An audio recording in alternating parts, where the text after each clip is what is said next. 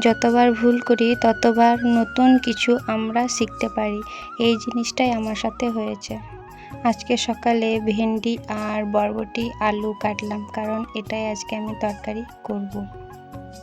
আমি রোজই ভাবি যে রোজ রোজ আমি মিনি ব্লগ দেব কী কী কাজগুলো করি, কিন্তু আসল কথা হয়ে যায় ক্যামেরাটাকে নিয়ে, মানে ফোনটা কে ধরবে, কোথায় রাখবো, এই নিয়েই আমার চিন্তায় বসে যায়। তো সবজি কাটা কমপ্লিট হয়ে যাওয়ার পর এবারে হাতে ব্রাশ ধরে নিয়েছি, কারণ এখন আমি ব্রাশ করব। ব্রাশ করা হয়ে গেছে, এখন রুটি আর দুধ খেয়ে নেব।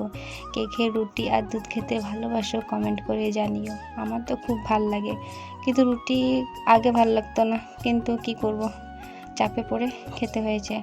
আর এই যে বাচ্চাটা মাথা পুরো খারাপ করে দিয়েছে আজকে আমার। গরম, এত গরম, আর এর উৎপাত। কতগুলো গেন্দা চারা হয়েছে, আর এই যে দেখা একটা ফুল ফুটতে শুরু করেছে, আরও ফুল ফুটেছে। একটা টবে অনেকগুলো করে গেন্দা চারা হয়েছে। এটা ভাবছিলাম যে মাটিতে বসাবো, কিন্তু ভাবলাম থাক এটা। আর এই যে দেখো কি সুন্দর ফুল ফুটেছে। এই ফুলটার কী নাম আমি নিজেও জানি না, কিন্তু দেখতে খুব সুন্দর। তোমরা যদি জানো তো কমেন্ট করে জানিও। প্রথম যখন দই বানানোর চেষ্টা করেছিলাম তখন কিন্তু হয়নি, তো ফাইনালি এখন আমি করতে পেরেছি, আর আমি খুব খুশি যে আমি